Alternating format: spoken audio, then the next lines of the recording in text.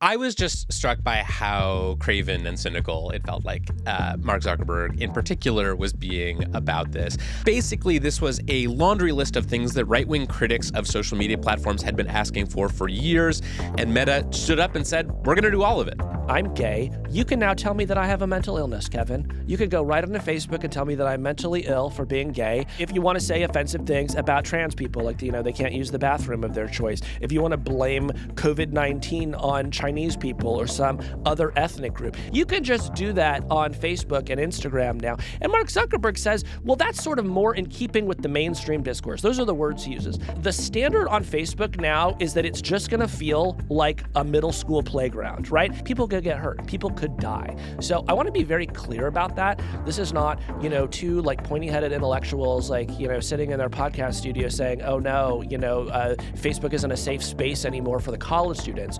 What I'm saying is that violence has been fomented on Facebook before, and it will be fomented on Facebook again. And as a result of these changes, more people are going to be hurt. I had a kind of a disaster happen to me over this break. Okay. Which was that I got robbed on Christmas. Oh, wait, yes. wait, was it the Grinch? The citizens of Whoville are still looking for the suspect. Oh, no, who robbed you? How'd you get robbed? Well, I wasn't home, luckily, but someone broke into my house. That is typically when the Grinch likes to strike.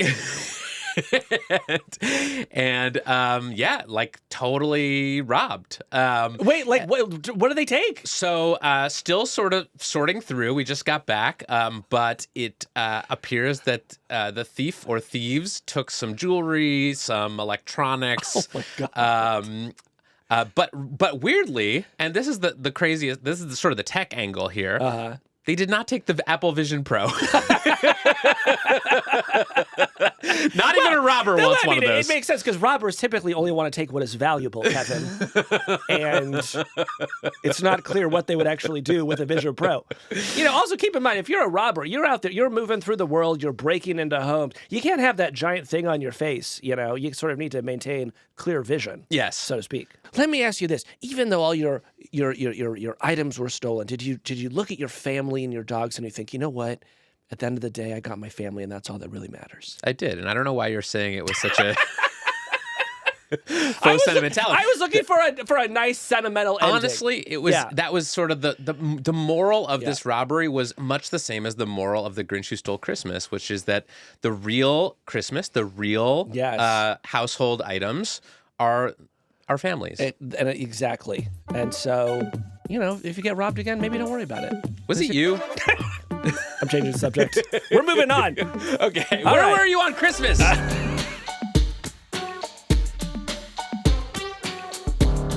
I'm Kevin Roose, a tech columnist at the New York Times. I'm Casey Newton from Platformer. And this is Hard Fork. This week, Meta goes MAGA. We break down the company's surrender to the right on speech issues. Then, why 2025 is shaping up to be a huge year in AI. And finally, some HatGPT. Pass that. Call that a HatGPTs. Well, Casey, I think we better talk about Meta. We better do it, Kevin, because I never met a bigger story for this podcast. Yes. So the big news this week in the world of social media is that Meta is making I would say, pretty calculated and transparent. Craven is another word people have used. Yes. Play to ingratiate itself with the incoming Trump administration by sort of surrendering to the demands of right-wing speech critics and changing a bunch of things about the way its platform works. I think this is a very big story, not just because of what it represents about Meta, but because it is the biggest and most prominent example of a Silicon Valley tech company sort of positioning itself for the second Trump term. Mm-hmm. And I think it's going to have very big implications for speech on the internet, for the rise of misinformation online, and potentially for the future of Meta itself. Yeah, absolutely. I think that while we have talked about speech policies on Meta basically as long as we've been doing this podcast, I think this set of changes that the company announced this week are the most important series of policy changes that they have made in the past 5 years easily. Yeah. So let's run down what's actually been happening over at Meta. So over the past week, there have been three main things that people are pointing to as being all part of this effort to kind of curry favor with the incoming Trump administration. The first was that last week, Meta's global policy chief, Nick Clegg, a former British deputy prime minister who had served in that role for a number of years, stepped down and was replaced by Joel Kaplan. Joel Kaplan is a longtime Republican operative going back to the George W. Bush administration, who's been working at Meta in their policy division for a while now and has sort of become the unofficial liaison between Mark Zuckerberg and the Washington right. Yeah, that's right. And then this week, on Monday, Meta announced that it was appointing 3 new board members, including Dana White, who is the founder and CEO of UFC, the Ultimate Fighting Championship. Dana White, not known as a particular expert on social media governance, but definitely a close friend and ally of Donald Trump and someone who can presumably act as a liaison between Meta and the Trump administration. Yeah, so just sort of staffing that bench up with more Trump friends. And then the big one came on Tuesday when Meta announced that it was ending its fact-checking program and replacing it with an X-style community notes feature. The company also said it was redoing its rules to allow more speech and less censorship. It's going to dial up the amount of, quote, civic content. That's sort of Meta's term for political content and current events content in their feeds, and said that they were moving their content review operations from California to Texas to avoid the appearance of political bias. There were some other details in there that we can talk about, including some changes to the way that its content moderation automated services will work. But basically, this was a laundry list of things that right-wing critics of social media platforms had been asking for years. And Meta sort of stood up and said, we're going to do all of it. Yeah, or another way of putting it, Kevin, is just that they accepted wholesale the Republican critique of Facebook's speech policies, right? And actually used the same words that Republicans would do. You know, in a previous time, we only used the word censorship to apply to state action, to actually prohibit speech. Some people would say it doesn't actually apply to private companies just sort of policing online forums. But Mark Zuckerberg said, no, effectively, you're right. We do a bunch of censorship. We're doing too much censorship, and we're going to stop doing censorship. Yeah, so the reasons that Mark Zuckerberg gave and that Joel Kaplan gave when he went on Fox and Friends to announce these changes, which was a very deliberate decision and one that I probably don't have to explain the meaning of to our listeners, but the reasons that Mark Zuckerberg and Joel Kaplan gave for these changes was that Meta had been doing some soul searching and basically had discovered that its former policies created too much censorship and that they were going to return to the company's roots as a platform for free expression. I was really struck by just the way that they completely backed down here. They accepted the critique.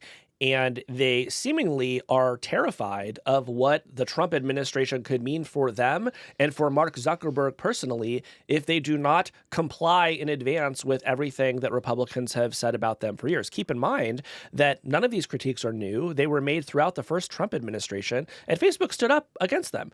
And they said, we're actually going to try to find a middle path here. We are going to try to do what we can to preserve free expression while also trying to make this a really safe and inclusive space for as many people as we can. And in 2025, at the start of the year, Mark Zuckerberg came forward and he said, no, not anymore. We're done with that. Everything that the Republicans have been saying about us is true. And so we are going to lean into their version of what a social network should be. There's been widespread debate about potential harms from online content. Governments and legacy media have pushed to censor more and more. A lot of this is clearly political, but there's also a lot of legitimately bad stuff out there. Drugs, terrorism, child exploitation. These are things that we take very seriously, and I want to make sure that we handle responsibly. So we built a lot of complex systems to moderate content. But the problem with complex systems is they make mistakes. Even if they accidentally censor just 1% of posts, that's millions of people. And we've reached a point where it's just too many mistakes and too much censorship. The recent elections also feel like a cultural tipping point towards once again prioritizing speech. So we're going to get back to our roots and focus on reducing mistakes, simplifying our policies, and restoring free expression on our platforms. Yes. I was just struck by how craven and cynical it felt like Mark Zuckerberg in particular was being about this. I mean, he sounded like Elon Musk, to be totally honest. He used phrases like legacy media with this kind of like dripping disdain, which is a phrase that Elon Musk and his friends love to use in describing the mainstream media. He also did use this word censorship that he has avoided studiously for years in describing the content moderation work that every social network, including all of Meta's social networks, do as a matter of business.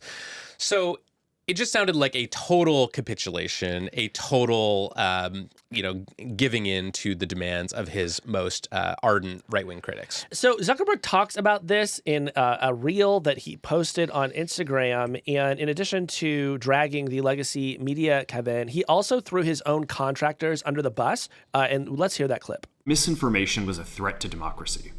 We tried in good faith to address those concerns without becoming the arbiters of truth. But the fact-checkers have just been too politically biased and have destroyed more trust than they've created, especially in the US. He says that the fact checkers had just proven to be too biased, gives no evidence for that, no examples, just sort of says that these fact checkers, all of whom follow this very rigorous code for how they do their work, just sort of asserted, they've been super biased, so who knows what that meant. He also, as you pointed out, says that they're going to move their moderation teams to Texas to avoid bias. Well, first of all, I can tell you they have had moderators in Texas for many years, basically for as long as they've had moderators. They've also put moderators in red states for years. In 2019, I visited Facebook moderation sites in Arizona and Florida, right? So there's absolutely nothing new about this, but he is throwing his moderators under the bus. And the worst part about it to me is that he is suggesting that the moderators were the ones making decisions about policy when in fact that person was Mark Zuckerberg. Right. So if Mark Zuckerberg wants to talk about the perception of bias around Facebook policy, he should reckon with the fact that he is the policymaker in chief over there. Right. So what do you think the most impactful part of these changes is? Because, for all of the talk about the end of the fact-checking program over at Meta, my sense is that the fact-checking program, for all the good people who worked very hard on it, really only ever touched a very tiny fraction of the content shared on Meta's platforms. It was a pretty ragtag effort that never really had as much of an impact as I think the fact-checking community would have liked, in part because of the way that Meta restricted it. So I don't know that the average user of Facebook or Instagram is actually going to notice the fact that their fact-checking has disappeared. But what do you think the biggest impact on users will be? Well, so let me speak to the fact-checking first, because in some ways I agree with you. I don't know about you. I rarely encountered one of these fact-checks on Facebook. On the other hand, I am someone who believes in harm reduction, and fact-checkers did look at millions of pieces of content that were getting presumably hundreds of millions or billions of views. And there were empirical studies done that showed that overall people came to have fewer false beliefs if they saw those fact checks. So to the extent that people saw them, they were effective. And I think that there was a case to continue doing them, particularly if you want to be a good steward of a network that you have built that billions of people are using every day. And it's important to you that they have a good experience on that platform and don't come away from it stupider than when they started. But I don't actually think that that's the most important thing that they announced. I think it's something else. And I'm going to point to something that Mark Zuckerberg said in his reel. We used to have filters that scanned for any policy violation. Now we're going to focus those filters on tackling illegal and high-severity violations. And for lower severity violations, we're going to rely on someone reporting an issue before we take action. So what does that mean? What it means is, whereas before, Meta used to rely on automated systems to catch all sorts of things, not just illegal things, but also just stuff that was annoying or hurtful, stuff that was a little bit bullying, harassment. I called you a name. I called you a slur. Meta would catch that stuff in advance and maybe not show it to you, maybe take some sort of disciplinary action against the person who sent that. What Zuckerberg is saying here is, we're not the content moderators anymore. You are, Facebook user, Instagram user. We are now enlisting you in the fight. And we're going to leave it to you. If you see a slur on our platform, you go ahead and report that, and then maybe we'll take a look. And I think that this is a really big deal. So yesterday, I wound up talking to a bunch of people who either work at Meta or used to work there. And I talked to one person who just said that they were extremely worried about what this meant because they had seen in so many countries around the world where Meta has traditionally done much worse moderation than it does in the United States, where by not taking action against these lower severity violations, right? Stuff that was not obviously illegal. They had just seen violence fomented again and again. They had seen harassment against women. They had seen abuse against LGBTQ people. And Zuckerberg, in his reel, said, look, we're going to have more bad stuff on the platform. But he doesn't go the second step to what does that actually mean? Well, what it actually means is people could get hurt. People could die. So I want to be very clear about that. This is not, two like pointy-headed intellectuals like, sitting in their podcast studio saying, oh no, Facebook isn't a safe space anymore for the college students. What I'm saying is that violence has been fomented on Facebook before, and it will be fomented on Facebook again. And as a result of these changes, more people are going to be hurt. So that to me is the biggest consequence of these actions. Yeah. I think this reporting thing that you bring up is so interesting because, as we know, a lot of the worst stuff on Facebook happens in groups, happens in sort of semi-private spaces with hundreds or thousands of members. And so now I think Meta is essentially saying that it will be up to the members of those groups to report any violative content that they want to be moderated rather than having these sort of proactive scanners going around. And you might say, what's the big deal about that? Well, if you're in a Stop the Steal group or a QAnon conspiracy group or a group that's plotting, an insurrection at the Capitol, which members of that group are going to be reporting each other for violating Facebook's rules? I don't think that's a thing that's going to happen. And so I think what we're going to end up with is just a much more sort of unmoderated mess over at Facebook and Instagram and all of the other Meta platforms. When I was talking to employees this week, one of them pointed out to me what a sort of strange step backwards this is in this respect. For so many years, Mark Zuckerberg bragged about how automation was the future of content moderation. And he boasted about the systems that they were building that were getting better every single quarter at detecting the hate speech, detecting the bullying, and making this a sort of better place for his community.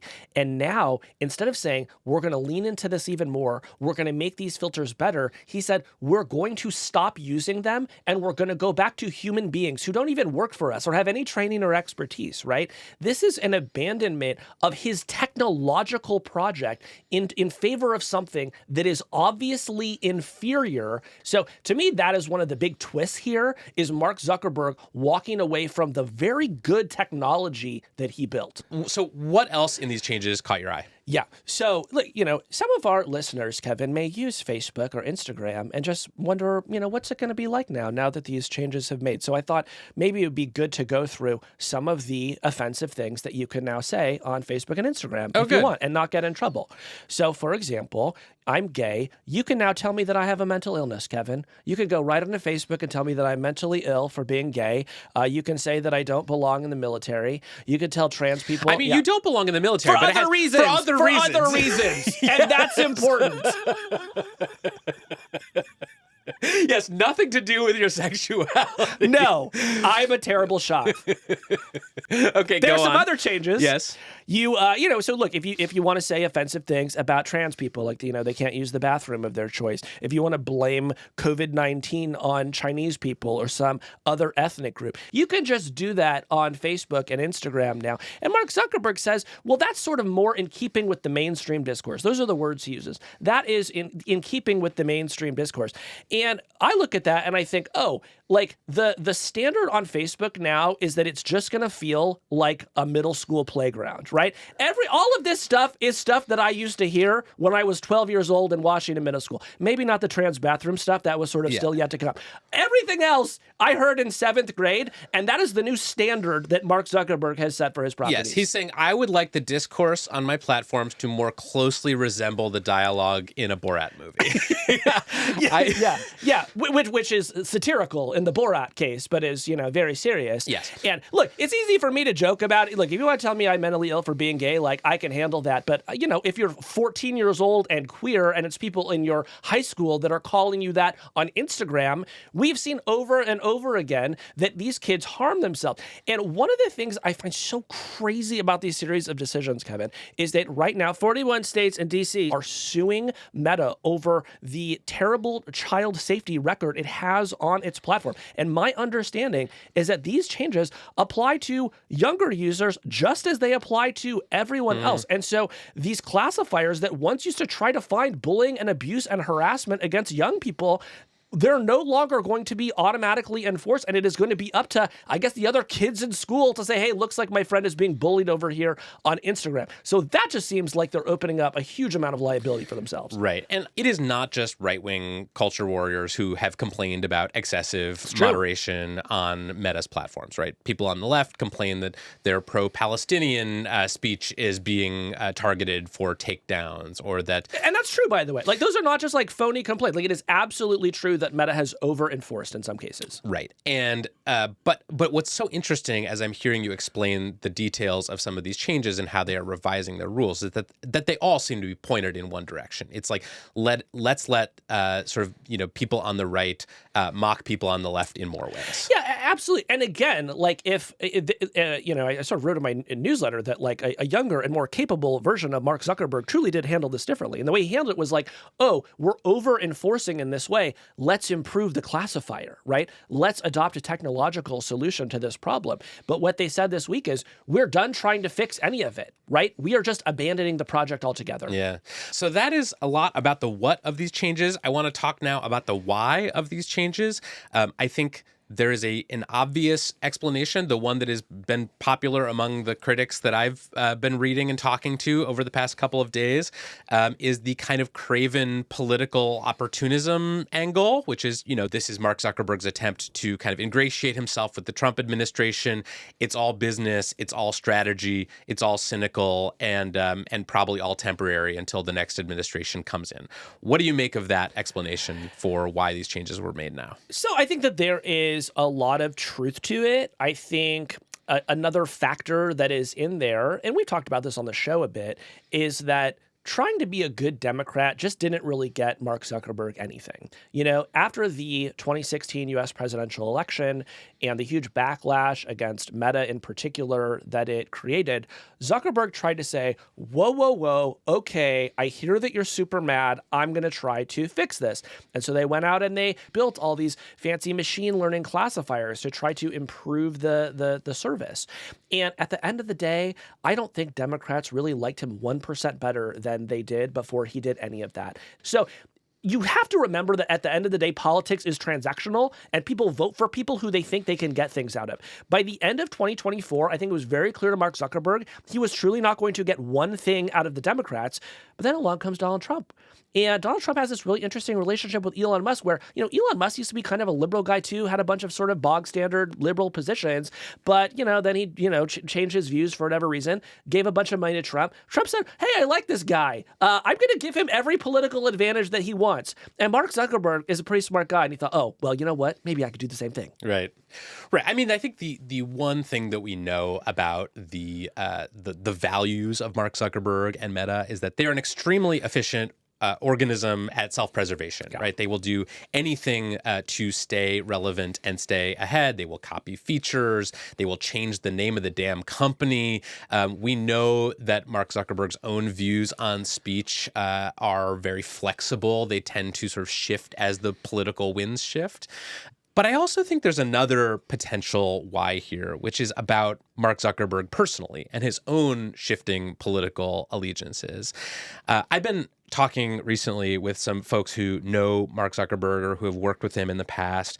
And what they have said to me is that this is a man who is following a very conventional sort of former Democrat turned Republican arc, right? He is a man, he's 40 years old, he's sort of approaching middle age. He's very into these kind of male-coded hobbies like mixed martial arts. He spends a lot of time, talking with Joe Rogan and hanging out with Dana White. And he's just sort of enmeshed in this kind of manosphere outside of work. And he's also been the target of a lot of criticism from especially the left. And one thing that we know about successful men who get targeted by left-wing opprobrium is that they often respond to that by becoming sort of disaffected former liberals who embrace the right because there they feel like they're getting a more fair treatment. So I just want to put that out there. I can't prove this theory, but some people who know Mark Zuckerberg have floated it to me that he has actually become personally quite red-pilled or conservative over the last few years. Now, obviously, he's not Elon Musk. He's not broadcasting his political opinions on social media dozens of times a day. He's been more careful about sort of signaling which team he's on. But I just offer this as a theory because I think we're starting to see more evidence that his own views may have shifted quite a bit independent of what's good for Meta. Yeah, I mean, I think that there was a version of all of this that was less extreme, and that if Zuckerberg himself were more truly liberal or progressive in his heart, we would not have seen these changes. So I do think that the changes that they announced this week offer some evidence for what you just said. Also, my colleagues, Mike Isaac and Teddy Schleifer, reported last year that Mark Zuckerberg has begun referring to himself as a classical liberal, which, if you've ever watched a right-wing YouTube video, is what every former liberal who has now become a Republican says. They call themselves classical liberal. So I'll just put that out there. Yeah. That is a code word. Do you think that we are going to see an exodus of liberal and progressive users from Meta platforms the way that we did from X after Elon Musk took it over? Well, it depends on how all of these changes play out, and we're just not going to know for a while. My assumption is that Meta will continue to do a significantly better job at moderation than X does. It's a much bigger company. It has more infrastructure in place, and so I don't think you're going to get this sort of overnight transformation you got with Elon Musk. Also, Facebook and Instagram, they're just like structured very different than X is. Like Zuckerberg, I don't think can really take over those platforms, like in terms of the actual posts that you're seeing in the feed the same way that Elon does. So, I would be somewhat surprised by that. On the other hand, if Facebook and Instagram do truly come to feel like seventh grade playgrounds at recess, and the sort of discourse just gets much rougher and coarser, I do think you're going to see people walking away from it, because while we almost only ever discuss content moderation in terms of the politics of it, the truth is there's a huge commercial demand for it. People do not want to spend time on networks that are full of violence and harassment and abuse and gore and porn. And that is the main reason why all of these companies build systems to remove those things or suppress them. So the real question, I think, Kevin, is how far ultimately does Zuckerberg go in this direction? Because whatever the politics might be, the vast majority of his users just want a safe and friendly place to hang out online. All right. So that is where we are with Meta today and what some of the implications will be. Do you have any more predictions about where this will all head? I have a really fun one for you, Kevin. Yes. So Meta has told its partners in this fact-checking partnership that it has been funding for the past several years that their contracts will end in March. So in March, the fact checks on Meta properties are going to end. The Community Notes product that Meta is planning to build, which is essentially a volunteer content moderation system, that's going to take a little bit longer to build. So that means, Kevin, that you and I can look forward to fact-free spring on Facebook. Let's go. We can truly say the craziest things, and not one person is going to be able to stop us. And let me just say, I'm cooking up some whoppers. The things I'm about to say on Facebook and Instagram, let's just say you're going to want to follow me. Yeah. So follow Casey over at Threads. Yeah. And he's let's just say start piling up the drafts now. Yeah. Because the purge is coming, and you're ready. I'm ready for the purge. When we come back, everything you missed over the break in AI. There's a lot.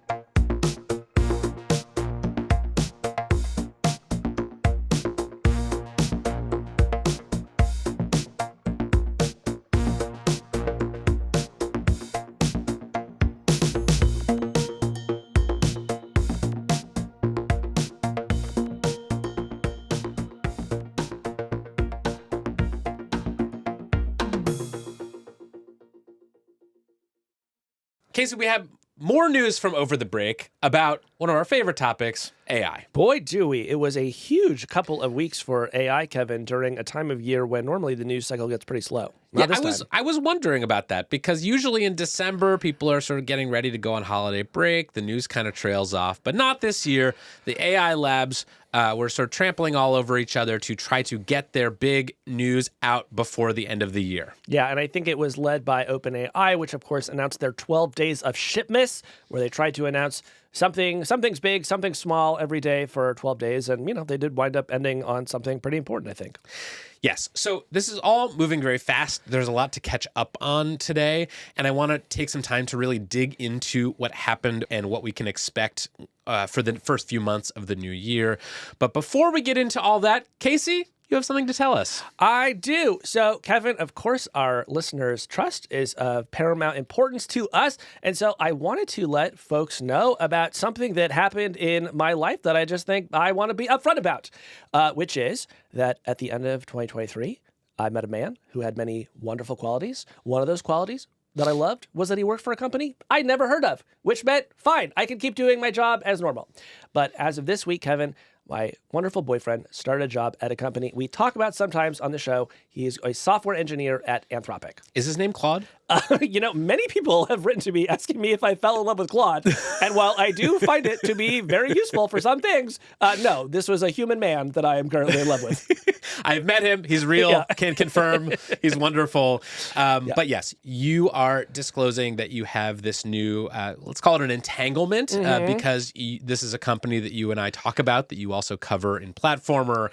And so we just wanted our listeners to know that this is happening out in the world and in your life, and that is there anything more you want to say about this? Yeah, people have some questions about this. Like, I did not play any role in my boyfriend getting this job. Anthropic didn't know about our relationship before this happened. Of course, we have since told them about this. I do plan to continue writing, reporting about Anthropic because I think it's a really important company. But whenever I do that, I'm going to remind you that this relationship exists. A couple other things that I would say, my boyfriend and I do not have any financial entanglements. We do not currently live together. But, I'm also going to commit to updating folks as that changes. Basically, I'm going to try to do the same job that I always do, try to bring the same skeptical, critical eye that I do to everything. But I'm also just going to remind you that I have this relationship. But, if you have questions about that, email the show, hardfork@nytimes.com. I will try to, answer any respectful questions that I can about this. Now, Casey, I will just editorialize and add a little bit here to your disclosure, which I think is laudable, and I'm glad you're doing it. I'm glad you did it in your newsletter. I'm glad you're doing it on the podcast. I have known you for a long time. I have known how hard you have tried to avoid dating men who work in the technology industry. I truly have. For more than 10 years, Kevin, I would be on apps like Tinder, and I would see that somebody cute worked at a Google, a Meta, a Twitter, you name it, and I would just always swipe left because I thought, I don't need that drama in my life. I don't need that complication. Which is tough in San Francisco because everyone works in tech. It is a very small town, and the number of sort of eligible bachelors out there who do not work at one of the companies you cover limits your dating pool considerably. It really did, and it sort of explains why I was mostly single for the last 10 years. And I thought, well, I finally found something that sort of gets me out of it, but, sometimes life just has other plans for you, and you kind of have to roll with the punches. Yeah. So here I am. So here you are. Yeah. Well, anyway, thank you, Casey, for that disclosure. I think transparency is very important. We are obviously going to keep talking about developments in AI at Anthropic and elsewhere, but we will also put this disclosure in sort of the way we do when we talk about OpenAI and the fact that the New York Times company is suing OpenAI and Microsoft alleging copyright violations. Yeah, so. And when I disclosed this in my newsletter this week, Kevin, one reader actually replied that they thought it was cute that I would now have a disclosure to go along with your disclosure that you do every week. So we're sort of now one for one. let's proceed to the real meat of this segment, which is about AI news. Because so many things happened. Truly. Yeah. So let's start by talking about OpenAI. We've already made the disclosure. Don't have to do that one again. This was a big month for OpenAI. On December 20th, just before we headed out for break, they announced a new model called O3. This was a successor to O1. Funnily, they skipped O2 in the naming process because of a lawsuit threat from O2, the telecom company. I'm not sure if it was a threat. They said they did it out of respect, but yes, presumably there would have been some sort of legal problems. Yes. Yeah. So they skipped right over O2 to O3. This model is not yet available for users, but they did give a kind of preview of it to some researchers, and they also talked about how it had performed on some benchmark evaluations. Casey, tell us about O3. What is O3? So O3 is a large language model, Kevin, like you would already find in ChatGPT, but it is built in a different way, and it's known as a reasoning model. And the reasoning models are a little bit different. A main way that they are different is how they are trained. So they are trained to try to be better at handling logical operations and structured data. The second big way that they are different is that when you make a query, you type into the little box whatever you want it to do, the reasoning model takes longer to go over it. It uses more computing power. It will take multiple passes through the data, and it will really try to bring true reasoning to what it is looking at. And so the result of taking more time, doing more passes, being structured in a slightly different way, is that it can perform a lot better on very complicated tasks. And what OpenAI found with O3 is that they were actually able to get way further on some of the hardest benchmarks ever designed for LLMs to pass than anything that has come before them. Yes, we talked a little bit about this idea of test time inference or test time compute back when we discussed O1, their previous reasoning model.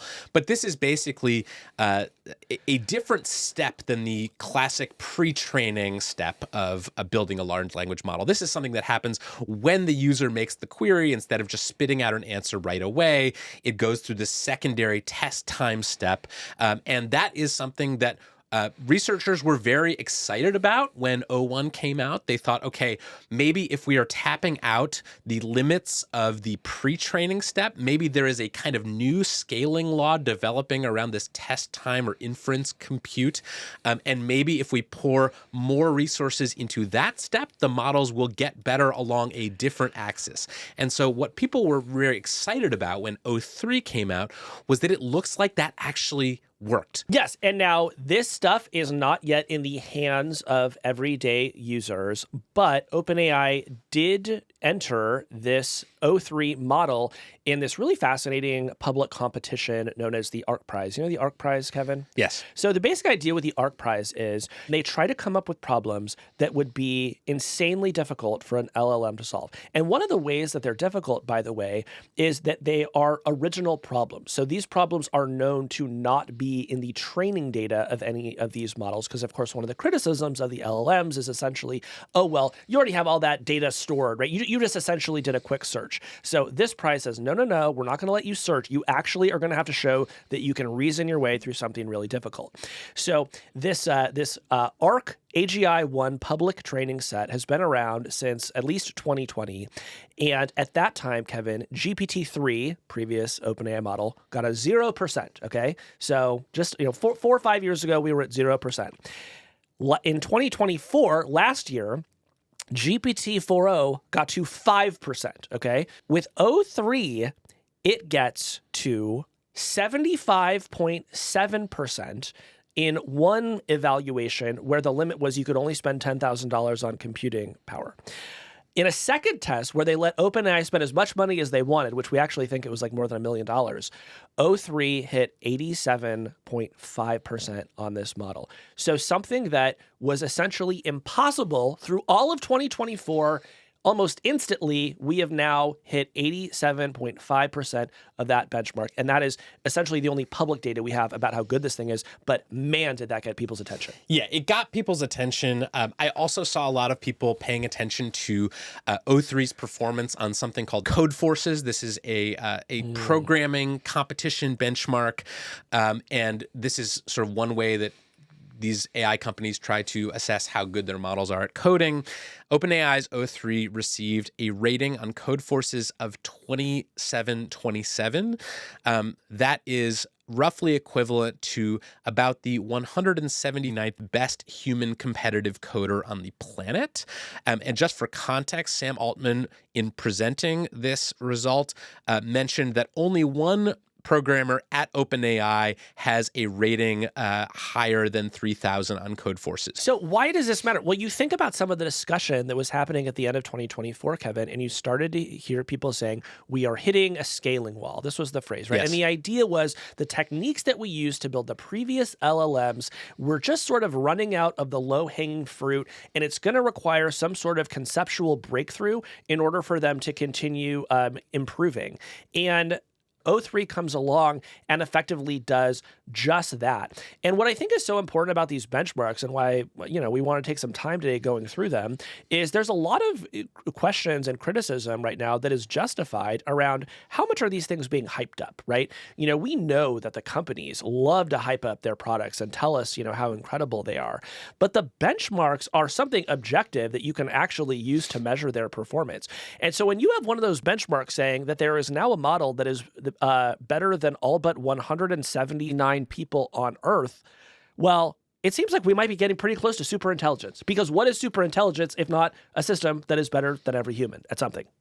Yeah, and I would just add to that a little bit of caveat, which is that these so-called reasoning models, they seem, from what we know about them so far, to be very good at the kinds of tasks that you can design what are called reward functions for, which are things that have sort of a definite right answer, right? Coding, either the code runs or it doesn't. Math has a definite right and wrong answer. So in these domains where you can kind of give the reinforcement learning model a goal and the indicator of whether it is right or wrong in pursuing that goal, it tends to do very well. I think. But if you asked it, what is the meaning of true love? It would never know. It wouldn't know the first thing about it, and I think that's beautiful. Right. So I think for the short term, like the next year or two, we're going to have these early reasoning models that are very good and potentially even superhuman at some tasks, the kinds of tasks that have sort of definite right and wrong answers. But for other things like,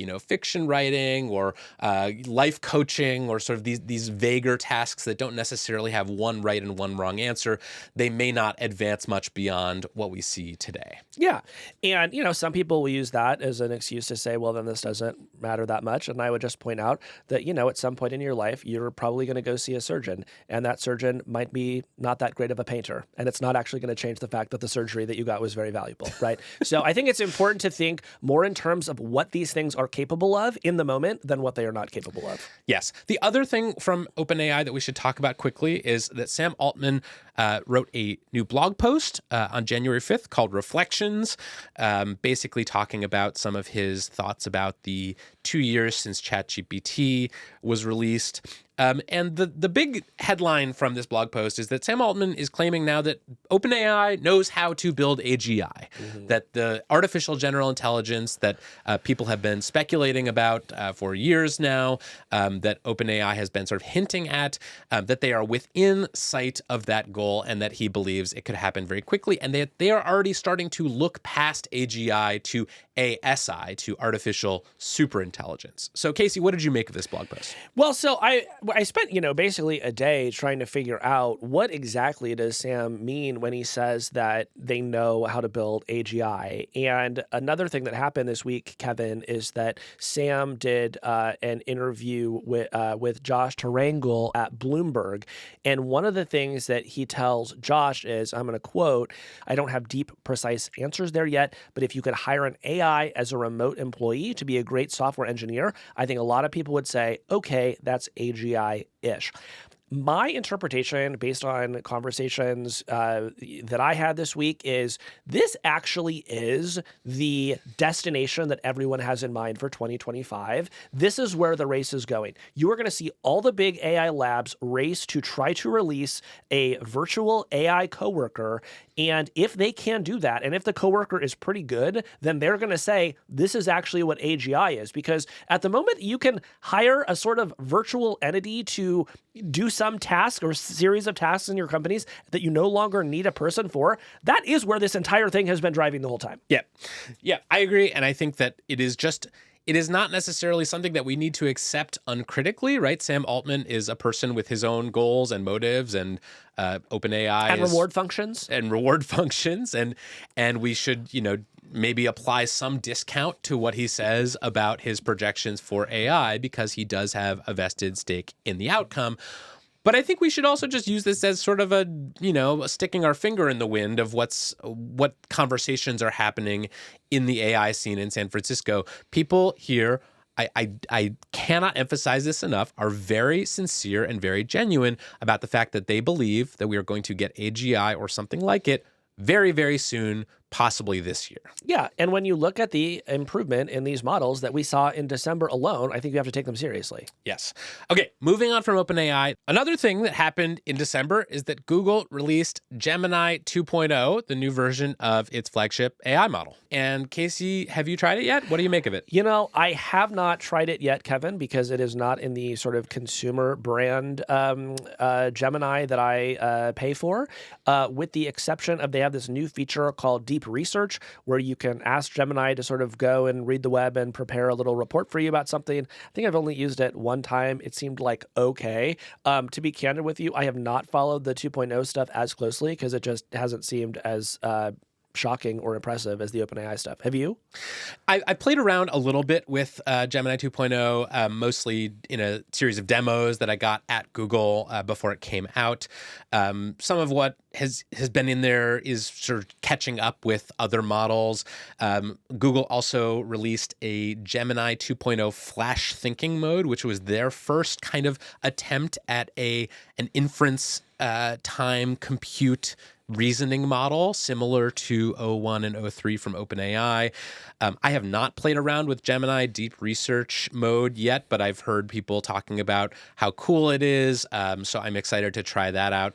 But people I trust, whose judgment I trust about this stuff, say that this is basically Google sort of announcing that it is on the same trajectory as OpenAI and all the other companies that are its peers and rivals, that it is going to be scaling up very quickly in 2025, and that we should look forward to more there. Yes, although there was a post on X that went viral this week where someone asked Google, does corn get digested? And all of the image results are of AI slop that appear to be diagrams of corn and just make no sense whatsoever. And it's extremely funny. So maybe it'll be patched by the time this comes out. But if not, just go ahead and do an image search for does corn get digested, and you'll get a sense of where Google's AI search skills are at. Got it. So in conclusion, Google is cooking in the AI department, but not much of this has gotten out into consumers' hands yet. And so I think that will be the question for 2025 is this stuff actually as good as Google says it is? Yeah. All right. The third and final story that we're going to catch up on today from over the break is something out of a Chinese company called DeepSeek. DeepSeek is a Chinese AI company. It's actually run by a Chinese hedge fund called High Flyer. And right around Christmas, as my house was getting robbed, they released a new model called DeepSeek V3 that ranks up there with some of the world's leading chatbots and caught a lot of people's attention. Yeah, and look, I have not used this one yet, but there's a few things to know about this one. One is that it's really big. It has more than 680 billion parameters, which makes it significantly bigger than the largest model in Meta's Llama series, which I would say up to this point has been sort of the gold standard for open models. That one has 405 billion parameters. But the really, really important thing about DeepSeek is that it apparently was trained at a cost of $5.5 million. And so what that means is you now have an LLM that is about as good as the state of the art that was trained for a tiny fraction of what something like Llama or a GPT was trained for. I saw some speculation from this great blogger, Simon Willison, who said it seems like the export controls that the U.S. is placing on chips is actually inspiring these Chinese developers to get much better at optimizing. And indeed, you now have this state-of-the-art model for $5.5 million. So this is a huge step toward the proliferation of LLMs everywhere. Yeah, let me just back up and go a little more slowly through what you just described, because I think it's really important. I was trying to go really slowly. I need a slower. All right. I don't need. I need the deep research mode here. Okay. So one of the big questions over the past 5 or so years is about the Chinese AI industry and where they are relative to the leading frontier AI labs in the US. And whether we need to be doing more to kind of slow them down, and if we even can slow them down, or if this stuff is just kind of common knowledge that as soon as someone invents a new way of doing AI, it spreads throughout the world and there's not much you can do to stop it. One of the things that we've done in the United States was to pass something called the CHIPS Act, along with a set of controls that basically limited which AI chips you could export to China. And we put a lot of faith in the ability of these restrictions to effectively constrain the Chinese AI industry. If they couldn't get the latest chips out of NVIDIA and other companies, they wouldn't be able to build models that were competitive with the state-of-the-art US models. And that was one way that we were going to sort of try to keep our national advantage. What DeepSeek, I think, has showed, or at least what they have hinted at, is the possibility that China is actually not that far behind. Because this model, whatever you think about it, I have not tried it myself, but according to its benchmarks, it is up there in many respects with the latest and greatest models from companies like OpenAI and Google and Anthropic. It is, according to some measures, the highest ranking open source or open weights model that we have. And it does not appear to have needed the latest and greatest hardware to be trained on. So according to the report that DeepSeek put out, they trained this new model V3 at an estimated cost of about $5.5 million. And they did it not on the leading edge NVIDIA H100 or A100 chips that all the big AI labs use, but on a different version of NVIDIA chips known as the H800, which is basically just a less capable version of the state-of-the-art chips from NVIDIA. And so I think what this all boils down to is the conclusion that regulating AI by limiting access to hardware is just going to be much more complicated than we thought. One interpretation would be that you actually can't stop China from building state-of-the-art foundation models, and that our regulatory regime just isn't going to cut it when it comes to keeping the US ahead of China. What do you make of that? So, I mean, the first thing I would say is I do get a little bit nervous when people frame the debate this way, because I think a lot of the people who try to frame the AI story as a race between the United States and China are sort of very hawkish and leading us to a potential conflict that I would rather avoid. And it also presupposes that all of the American companies have to race as fast as they can, and they have to build AGI as fast as they can, even if it means cutting corners on safety, because otherwise, this looming specter of China and everything that could happen. So I just would sort of say we don't necessarily have to do that. We can choose to still, move somewhat deliberately and with caution here. But do I think that this shows that it is going to be harder to prevent China from developing extremely high-end models and that regulations will be more complicated? Yes, absolutely. All right, Casey, that is a small fraction of what happened in AI while we were gone. But probably the most important things. I think we covered most of what really mattered. And if there's one thing that we can be sure of in 2025, it's that we are going to be very busy talking about more AI changes and progress. Somebody was telling me that if 2023 was a year that made everybody say, oh my gosh, AI is going so fast, and 2024 was a year that felt very business as usual, 2025 is a year where we could be going back to, oh my gosh, AI is going so fast, and then maybe it'll just feel like that all the time forever. Isn't that a pleasant thought? Yeah. So anyway, Happy New Year. AI vertigo forever. Forever. When we come back, 2025's first game of HatGPT.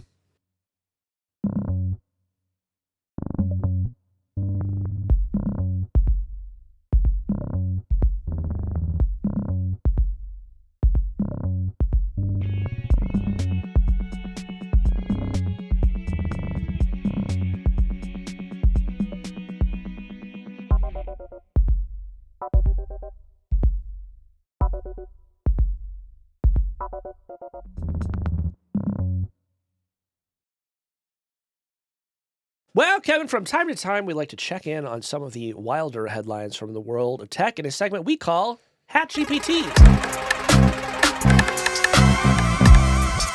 Yes! In HatGPT, of course, we take headlines, we put them into a hat, we fish headlines out, discuss them for a bit, and when one or the other of us gets bored, we simply say, stop generating. Yes, we have not done a HatGPT in a while, and there's been so much that I'm excited to see what's in the hat. Me too. Well, why don't you go ahead and get us started? Okay. I'll pick first. Okay. This one is called Meta Kills AI-Generated People Like Proud Black Queer Mama. This is from Futurism.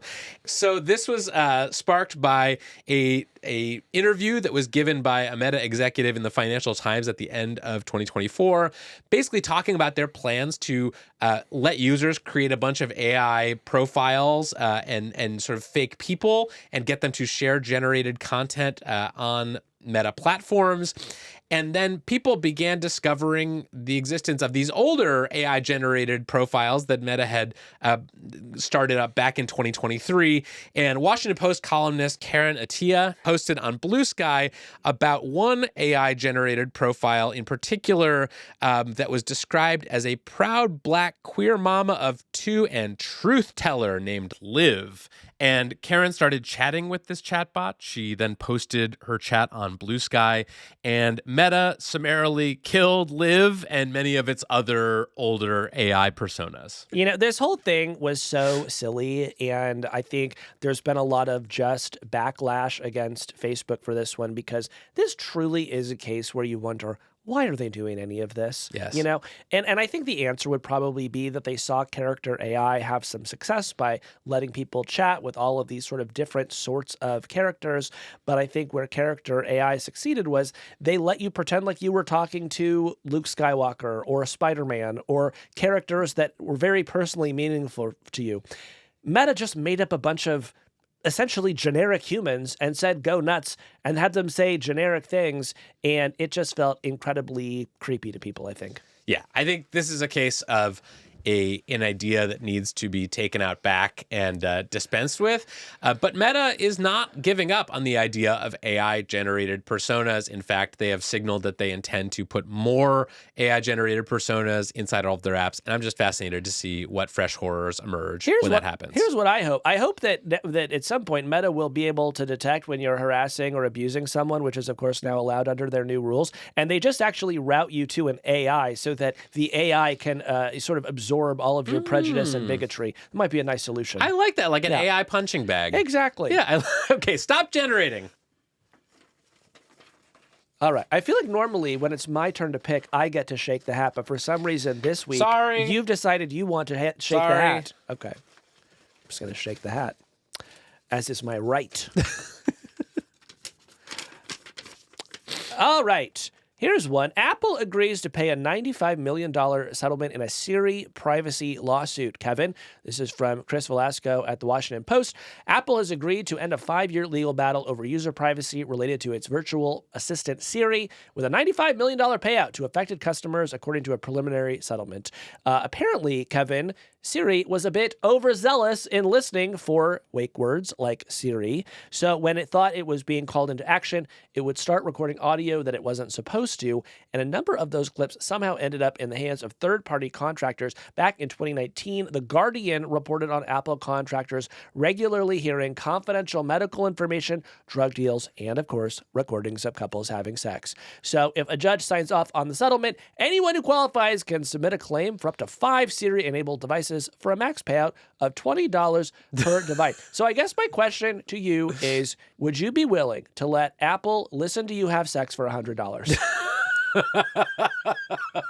Because let me just say, I'd go for it. No, I don't think my price is a little higher than that. No. But Casey, I saw this one making the rounds because people said, oh, finally, they're admitting that they listen to you through the microphone in your iPhone, which has been, of course, a favorite conspiracy theory of people, including critics of Meta for years now. There's no like proof that is true. What this essentially seems to be saying is it's not that this was sort of an omnipresent listening Siri that was listening when it shouldn't be. It's that, obviously Siri needs to be listening sort of ambiently in order to tell when a user says, "Hey Siri." That's right. And I'm sorry if we just woke up your Siri on your iPhone and you're no longer listening to this podcast because I just said that. But this is essentially saying, it sounds like, that it was a little miscalibrated to where it was listening more than it needed to be to sort of listen for that wake word, or that it was recording more audio than it needed. Yeah, and I don't care about the actual incident, Kevin, and here's this reason. In the 14 years that Siri has existed, I think it's correctly understood me about 4 times. This is not a technology that ever knows what I'm talking about for any reason.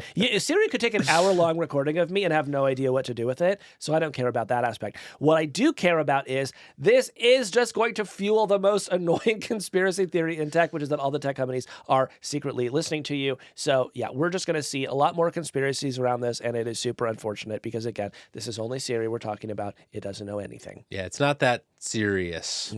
Stop generating. Okay. This one is from The Athletic. Netflix's WWE investment and the future of live events on the platform. Quote, "We're learning as we go." Starting January 6th, the story says, the WWE's popular weekly wrestling show Raw will stream exclusively on Netflix in the United States. This is part of a decade-long agreement worth a reported $5 billion. And Casey, as Hard Fork's resident WWE fan and expert, why don't you take this one on? Well, Kevin, did you watch? No, I did not. Well, you missed something huge, which is that Roman Reigns beat his cousin, Solo Sikoa, in a tribal combat match, winning back the Ula Fala and becoming the one tribal chief of the World Wrestling Entertainment. Is that true? That is all true. It was a great match. It was a really fun show. And I think it looked great. WWE positioned this as a really huge thing for them. And it is. It's also huge for Netflix. From WWE's perspective, now they can be in something like 280 million homes around the globe. For Netflix, they get to experiment with some of this live programming, which they've been dipping their toes into. Of course, there's a lot of speculation about whether they might soon go after more traditional sports. So maybe they want to get a big football deal, a big baseball deal. And so I'm very interested to see how these two things work together. And I'm very interested to see who Cody Rhodes will be fighting at WrestleMania this year. So, yeah. I did see obviously they did the big Jake Paul, Mike Tyson fight that was on Netflix. I also saw on Christmas Day, they had some live football on Netflix. That's right. Do you think this is hastening the death of cable TV, or do you think it's just that was sort of already happening and this is just Netflix trying to pick up the pieces? I absolutely do. I watch, in addition to WWE, another wrestling promotion, AEW, and the reason that I had my YouTube TV account, which cost me something like $80 a month, was so that I could watch AEW programming because that is only available on cable. Well, guess what, Kevin? AEW started streaming on Max, and so I was able to cut the cord once again, and now I am fully streaming again. So yes, as these sort of live events that have these, intense, weird fandoms move from traditional cable to streaming, it absolutely becomes a moment where more people cut the cord. Now, this is a little bit of a tangent, but I did have an interesting moment over the break where we were stuck in a motel in Lake Tahoe, and our iPad that we use to sometimes entertain our child had run out of battery, and I was forced to turn on the hotel TV and try to explain to my 2-year-old son the concept of linear TV. And Casey, it blew his freaking mind. I was like, so on this screen, you can watch Bluey sometimes, but not all the time. And you can't pick a specific episode. And then about twice an episode, they're going to interrupt the episode to try to sell you toys. And he was just so confused by the concept of linear TV that I thought, this industry probably does not have a long time left. No, it doesn't. Your child knows. Yeah. Yeah. All right. We'll stop generating. Okay. Now, this was a fun one. So the YouTuber MegaLag posted a video on December 21st titled Exposing the Honey Influencer Scam. And ever since, Kevin, YouTube has been overtaken by discussion of what Honey did. Yeah, this in the world of YouTube creators was probably the biggest news story of the year. Yeah. And I don't think I've heard much about it outside of YouTube because of the sort of way that insular platform works. But essentially, this was a massive scandal among major YouTubers over the holidays. Maybe we should just sort of explain what happened for people who are not glued to YouTube 24/7. I think we should. So Honey is a company that was acquired by PayPal a while back. And they are a browser extension. And the idea is before you go to checkout online, before you make an online purchase, you click the Honey button and Honey will scan the landscape for the best coupon. Because, often if you have a coupon code, you can get a little discount. And so Honey went out to a bunch of YouTubers and signed these deals. And they said, hey, please go ahead and promote Honey. And the reason that this is important is that these sort of coupon codes are a big part of the creator economy. We've talked on this show in the past about affiliate links. A lot of the internet is built on companies that sell things giving a little kickback to people who talk about their things. Right. And I think before we say what the allegations against Honey are, we should just set the scene for people who are not YouTube heads. The relationship between Honey was maybe the most prominent advertiser on major mainstream YouTube channels. I mean, I would say that Honey sponsorships propped up YouTubers and YouTube content creation in a similar way that online mattresses propped up the podcast industry for a couple years. Major YouTube influencers, David Dobrik, Emma Chamberlain, the Paul brothers, Marquez Brownlee, these people, many of them had major deals with Honey to sort of underwrite their channels. That's right. They were basically ubiquitous. It was hard to watch a lot of YouTube a couple years ago without running into Honey ad after Honey ad. Right. So what are the allegations that MegaLag publishes?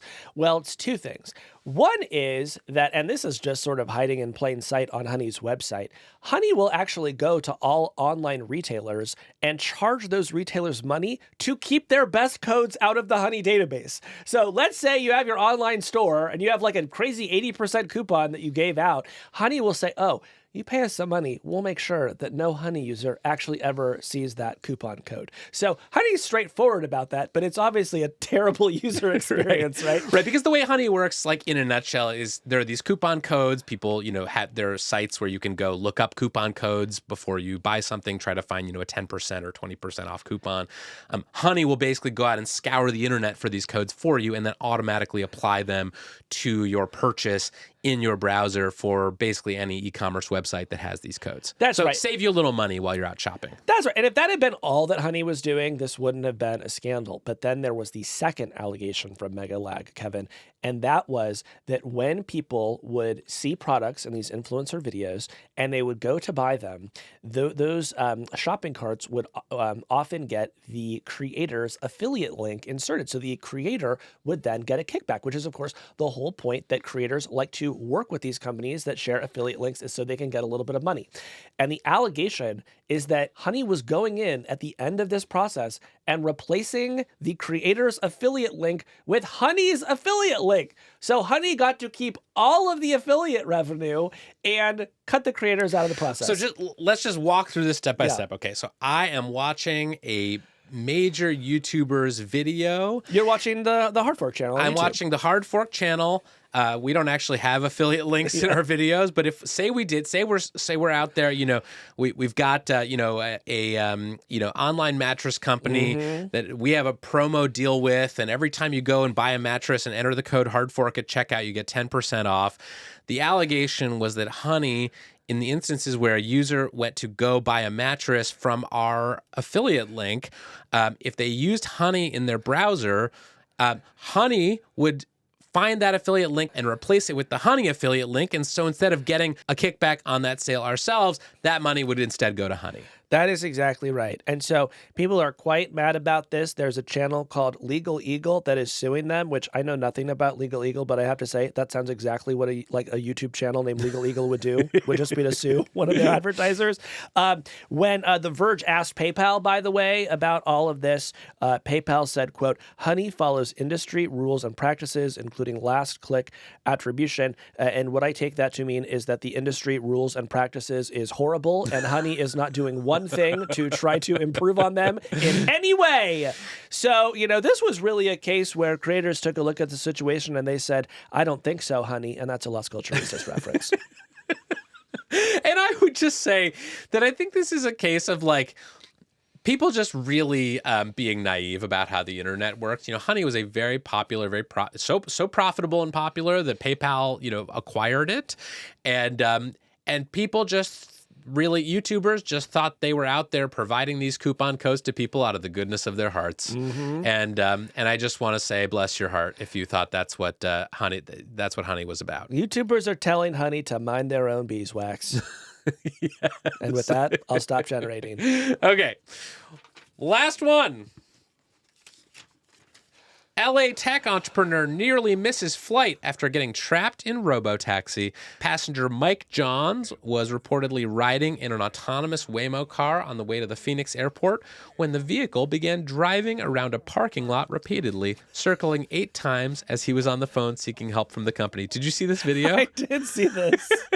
This was so wild. Yeah. So he initially believed it was a prank, he told The Guardian, and then he sort of gets on the phone with the support person at Waymo as he's inside this car that is just circling the parking lot, and it won't let him out, and as a result, he almost missed his flight.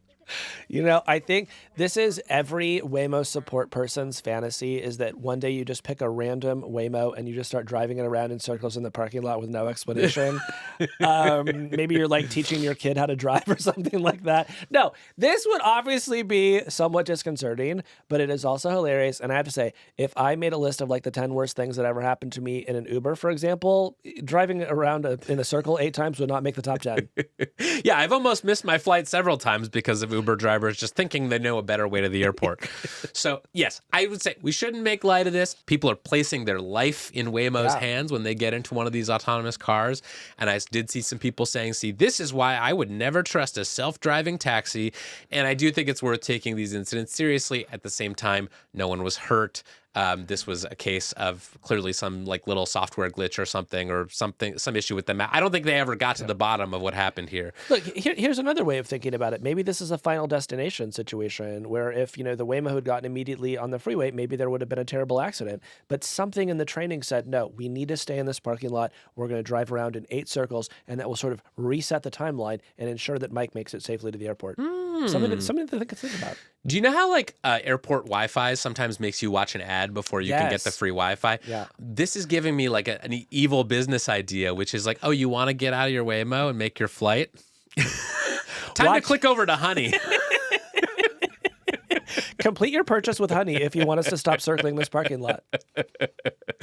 God, someone out there is taking notes. I'm so sorry. All right. Stop generating. That is HatGPT. Casey, it is so good to be back with you in the studio doing one of our favorite games. Hats off to you, Kevin.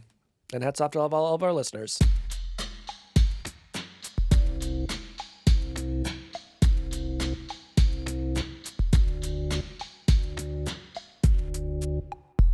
The worst thing happened, which is that without a weekly podcast to joke around on, I had to do bits to my family, and they're much less appreciative than you. Yeah, I tried to do an aqueducts rant to my wife, and she was like, "You got to save this for the podcast. Save this for is the not podcast." Yeah, I made some stupid pun, and my boyfriend just looks at me and goes, "That was in the podcast voice."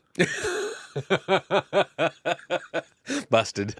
I was busted. I said, I have to get all these out of my system. And he said, I don't think that's how that works.